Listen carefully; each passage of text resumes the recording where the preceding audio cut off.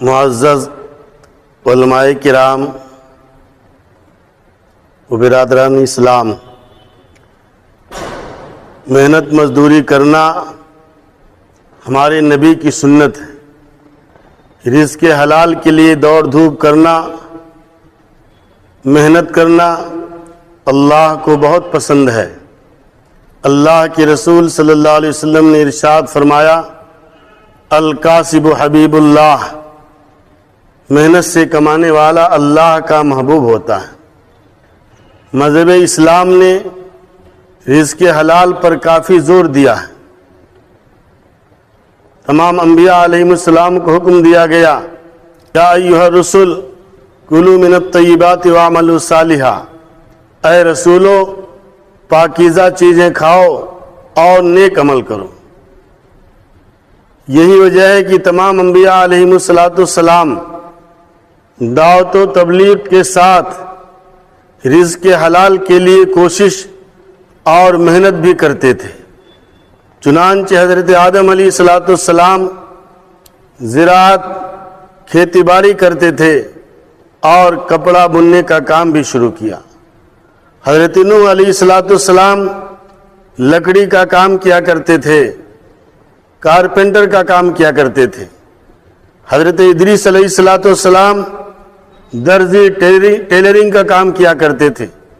حضرت ابراہیم علیہ السلام زراعت کا کام کیا کرتے تھے۔ حضرت شعیب علیہ السلام مویشی جانور پالتے تھے۔ حضرت موسیٰ علیہ السلام غلہ بانی کا کام کیا کرتے تھے۔ حضرت داؤد علیہ السلام زرع بناتے تھے۔ خود ہمارے اور آپ کے آقا جناب محمد رسول اللہ صلی اللہ علیہ وسلم نے اجرت پر بکریاں چرائیں، تجارت بھی کی، زراعت بھی کی۔ ہر نبی کوئی نہ کوئی پیشہ اختیار کیا۔ خود اپنے اسلاف کی زندگیوں کا جائزہ لیں۔ ہمارے علماء، فقہا، مفسرین، محدثین، بزرگان دین، اولیاء کرام جہاں قرآن و حدیث کا درس دیتے تھے، جہاں مدارس اسلامیہ میں قال اللہ اور قال الرسول کی صدائیں بلند کرتے تھے، وہیں اپنے معاش کے لیے مختلف پیشوں سے وابستہ تھے۔ حالانکہ اپنے زمانے کے مقتدی پیشوا محدث زماں ہوتے تھے۔ کسی نے کپڑے بننے کا کام اختیار کیا، کسی نے روغن سازی کا پیشہ اختیار کیا، کوئی قصاب اور حلوائی، کوئی برتن بناتا تھا، کوئی لوہار، کوئی چکی چلاتا تھا اور کوئی صابن بناتا تھا۔ رزق حلال کے لیے کوئی نہ کوئی پیشہ اختیار کیے ہوئے تھے۔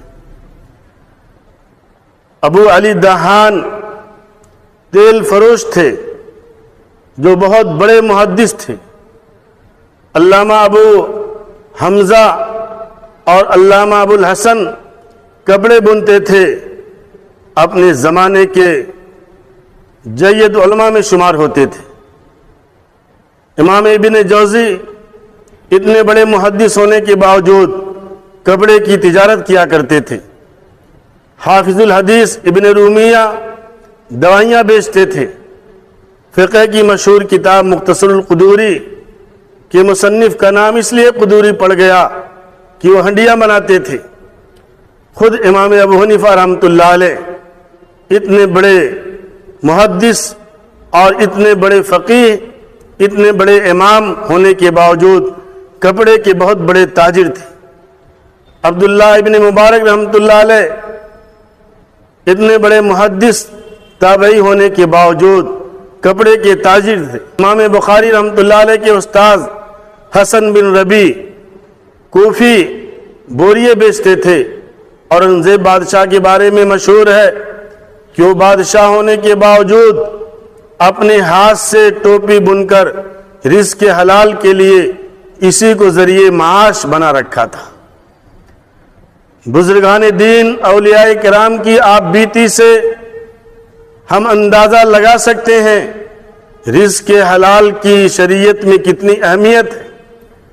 میں ان علماء کرام کی خدمت میں یہ بات رکھنا چاہتا ہوں، اگر آپ کسی مسجد اور مدرسے سے منسلک نہیں ہیں اور کوئی معقول جگہ آپ کو پڑھنے پڑھانے کی نہیں مل رہی ہے، تو آپ تجارت کے میدان میں قدم رکھیے، انشاءاللہ کامیابی آپ کے قدم چومے گی۔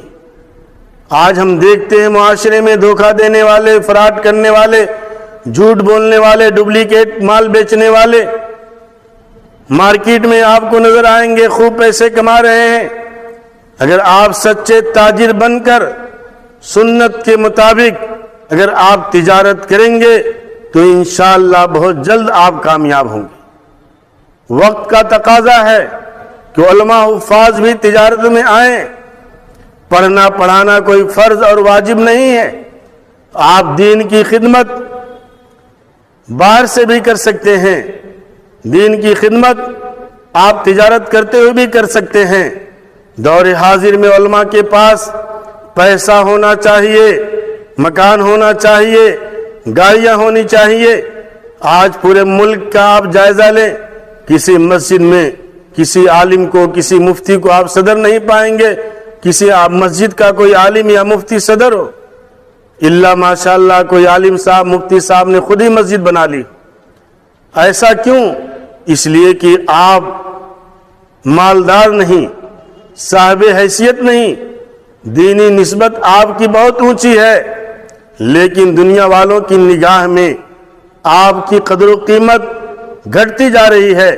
اس کی بنیادی وجہ یہ ہے کہ آج ہمارے پاس پیسے بھی ہونے چاہیے تاکہ آپ دین کی بات صحیح انداز میں لوگوں کے سامنے رکھ سکیں۔ شروع میں کچھ مشکلات کا سامنا کرنا پڑے گا، آہستہ آہستہ ضرور آپ کو کامیابی ملے گی انشاءاللہ۔